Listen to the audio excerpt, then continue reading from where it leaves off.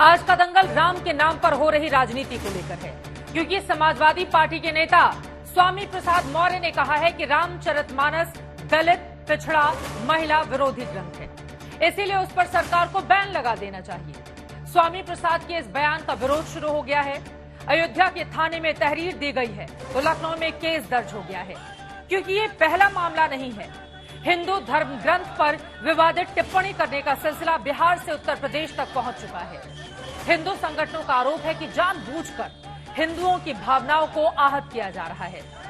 लेकिन जब इस तरह की बयानबाजी के राजनीतिक सूत्र जोड़ें तो पता ये चलता है कि दरअसल ये विपक्ष की ओर से 2024 की तैयारी में मंडल ब्रांड पॉलिटिक्स दोहराने की कोशिश हो सकती है, क्योंकि बीजेपी को अगड़ी जातियों के अलावा 35 से 45% तक ओबीसी, दलित और आदिवासियों के भी वोट मिलते हैं।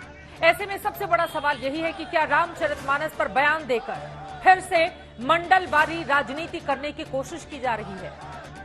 क्या बार बार हिंदुओं की धार्मिक भावनाओं को ठेस पहुंचाने वालों पर सख्त कार्रवाई होनी चाहिए? और क्या पार्टी बदलते ही चाल, चरित्र और चेहरा बदलने वाले स्वामी प्रसाद मौर्य के बयान पर समाजवादी पार्टी को सफाई देनी चाहिए? ऐसे तमाम सवालों पर आज के दंगल में बड़ी चर्चा करेंगे, लेकिन उसके पहले हमारी ये रिपोर्ट देखिए।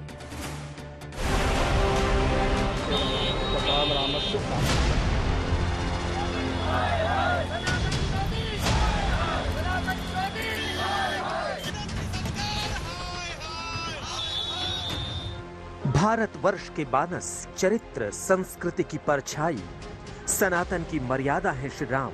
और आज के हिंदुस्तान में राजनीति के भी एक आधार है राम, क्योंकि राम के नाम के बाद अब राम के मानस पर महाभारत मचा हुआ है। नया विवाद अखिलेश यादव की पार्टी के नेता के बयान पर शुरू हुआ है। ये तुलसी बाबा की ही रामायण की चौपाई है, जिसमें उसका एक अंश है, जे बड़ाधम तेल कुम्हारा सुपच किरात कोलकलवारा।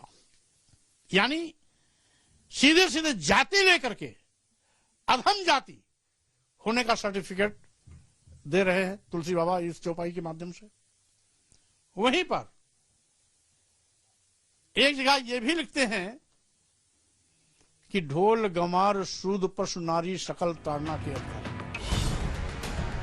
ये स्वामी प्रसाद मौर्य है। जनता दल से बहुजन समाज पार्टी होते हुए भारतीय जनता पार्टी तक पहुंचे थे। इन दिनों अखिलेश यादव की पार्टी के विधान परिषद सदस्य हैं। ये रामचरितमानस पर पाबंदी चाहते हैं। इस अंश को सरकार को संज्ञान लेते हुए जो आपत्तिजनक अंश है उसे बाहर करना चाहिए, या इस पूरी पुस्तक को बैन कर देना चाहिए, जिससे कि बड़े पैमाने पर दलितों, आदिवासियों, पिछड़ों की भावनाएं आहत हो रही हैं। मतलब रामचरितमानस को बैन कर देना चाहिए, स्वाभाविक रूप से बैन कर देना चाहिए। तो चंद मुट्ठीभर धर्म के स्वामी प्रसाद मौर्य के बयान का पूरा मतलब ये है कि रामचरितमानस हिंदुओं का बड़ा धर्म ग्रंथ नहीं है।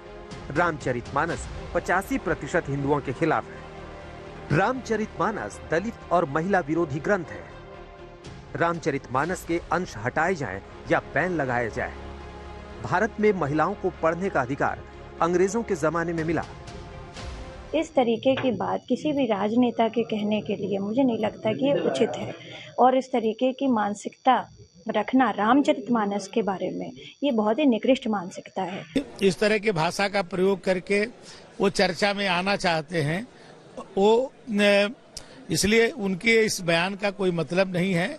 वो केवल जो है जब जनता ने उनको नकार दिया तो ये उनकी हम कुंठित मानसिकता का ये घोतक है बयान। इस बयान का कोई मतलब नहीं। विरोध चौतरफा है और बीजेपी का आरोप है कि अखिलेश यादव की सहमति से ही स्वामी प्रसाद ने ऐसा बयान दिया है। देखिए, मौर्य जी की भाषा वो जब जहां रहते हैं वैसी होती है। संतोष जी, आपको स्मरण होगा वो बसपा में थे तो उनकी एक टिप्पणी को लेकर उन पर मुकदमा भी चला। वो भाजपा में भी थे तो 5 साल नियंत्रित थे। अब समाजवादी पार्टी में गए तो इस तरह की भाषा बोल रहे हैं। निश्चित तौर पर यह सवाल अखिलेश यादव जी से है कि वो मौर्य जी ने जो कहा उससे कितना सहमत है।